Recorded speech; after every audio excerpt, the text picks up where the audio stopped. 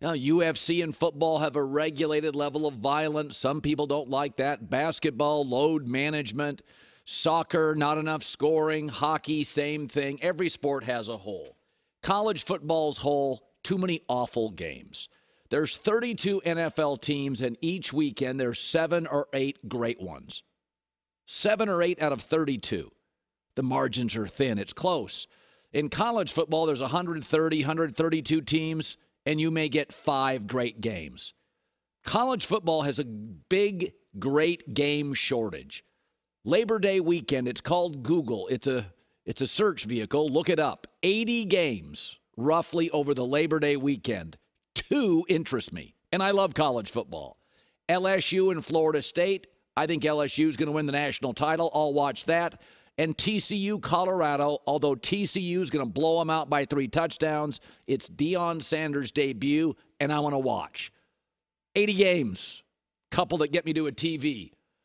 I've seen the attendance in the Pac-12 take away Washington and Husky Stadium consistently, and Autzen, Eugene, empty seats, bad games, attendance dwindling, conference feel like it died 5 years ago. I see the television ratings for the Pac-12, people freaking out about all the changes. Even stodgy baseball now has a pitch clock, banned the defensive shift, and has bigger bases. I mean, you would have laughed at that even a decade ago. Forget 20 years ago. All are happening, and the ratings are up, and so is attendance. Take a deep breath. What are we losing here? The Apple Cup? No, we're not. Washington's already said they'll play Washington State. Are we losing the Civil War? No, Oregon says they want to play Oregon State too. By adding Washington, Oregon, USC, UCLA to Wisconsin, Penn State, Michigan, Michigan State, Ohio State, more big games. More big games, big stadiums, big fan bases, big TV crowds. You going to tell me when Michigan's at Washington and Eugene's in Oregon's at Penn State and Columbus and the Buckeyes are hosting USC, Iowa's going toe-to-toe with Washington, you're not going to watch those games? Yeah, I know. You're going to miss out on that Arizona State-Oregon State battle. Nobody watched. I saw the ratings. Wazoo, Arizona. Nobody cared outside of Pullman and Tucson. Since college football pays for virtually everything on every campus, yeah, they lean into the TV networks. And since gas is more expensive and hotels and travel is more expensive, somebody's got to pay the bills. It's college football. And so the Pac-12 couldn't line up a TV partner. Think about that. Networks now are bidding wars for pickleball, bass fishing, hot dog eating contests. They're all over. I watched a pillow fight this weekend. It's sanctioned. It was on ESPN. There's a slap league. And the Pac-12 couldn't get a TV deal? People are desperate for content. And the Pac-12 couldn't get a deal. Too rigid, too stubborn, too pious, too precious. It was unstable. You tell me, are kids better when they grow up with stability or instability? And adults. The Pac-12 was unstable, a dying conference, couldn't get a TV contract or a streaming deal lined up. So Washington and Oregon and USC and UCLA bolted. By the way, Utah, Colorado, and the Arizona schools feel like a great fit in the Big 12. They really do.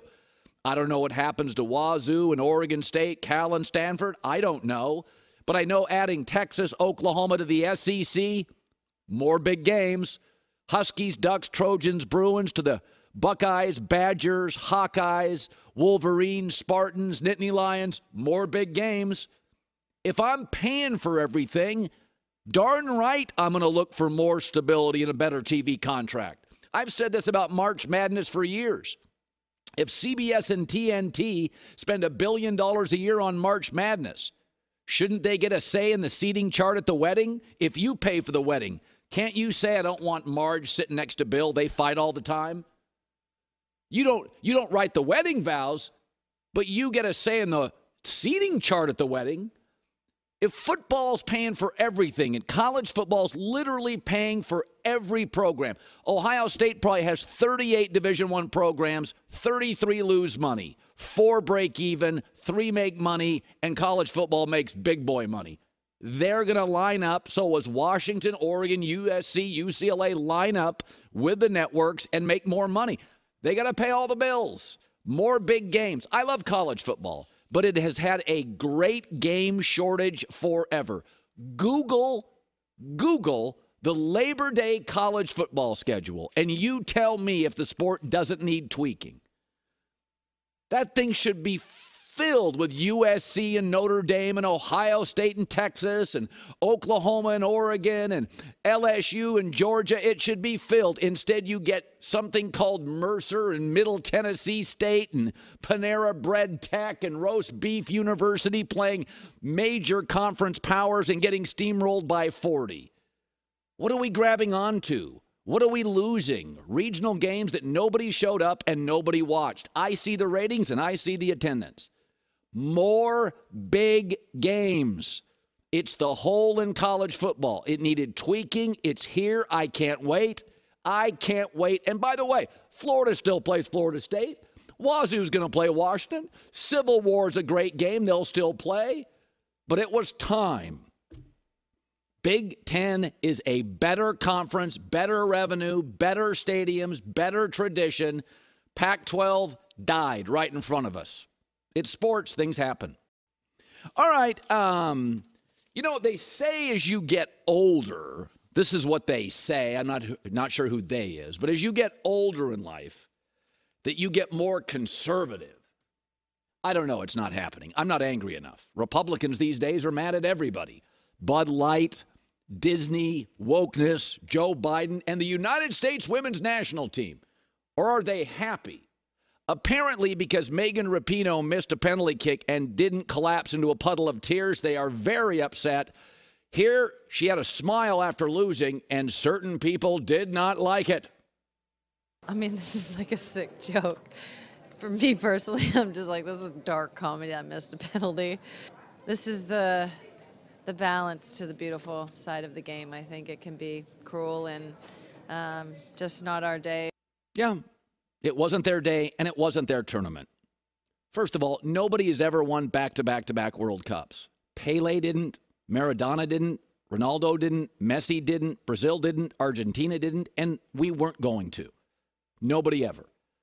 This was a young team with a new coach. That's not exactly a recipe for World Cup dominance. 14 new players and a coach I'm not sure was the right coach. Rebuilding dynasties is hard. We saw it with the Warriors last year. Old guys, same culture, new guys not ready, and they got boxed by the team in the playoffs that eventually didn't even win. They didn't even play the champs. It's hard. The Patriots post-Tom Brady. It's hard. Spurs without Duncan. Difficult.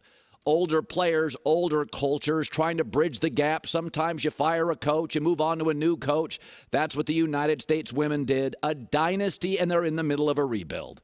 This wasn't their team. By the way, Germany, I think, a very good team, lost as well. Now England and Sweden are favored. Good luck. It's hard.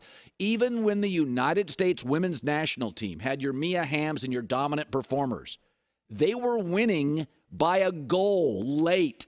The games were close. Think how great England is in men's soccer, and Argentina and Messi. How many World Cups do they have? This stuff's tough. It's a global sport. And we see it in the NBA. The best player right now is Giannis. Or is it Embiid? Or is it Luka? Or is it Jokic? 4 players not from here. Wonderful players. Uniquely gifted. The last 5 NBA MVPs have all been foreign born. People are catching up. Ronald Acuna Jr. for the Braves from Venezuela. He might win the MVP. If he doesn't, Shohei Ohtani will. It's the first time in a long time both the MVP favorites not from here. You watch our men's World Cup team. They're young, feisty, athletic, hella fast. They're going to make noise in the next World Cup. It's almost like we're catching up to the world. Italy didn't even make the World Cup last time. We did. But it's also like Sweden and England and other countries are catching up to us. Yes, Megan Rapinoe is a unique athlete. Smiles and you don't like it. But I thought she summed it up when she said, this is what the sport is. It is cruel. It is dark. The greatest players in the world put on a pedestal and then brought down because they miss a penalty kick, which looks like you and I could do it. We could not. They weren't built to win. I don't think they looked fluid offensively. I thought Carly Lloyd nailed it. They looked uninspired. Were they in good shape for as much youth? Why weren't they faster? They weren't built to win this thing. No reason to be mad. Rebuilding dynasties is really, really hard. Good luck to everybody else that remains. I always sort of have a soft spot for England. Mom was from there.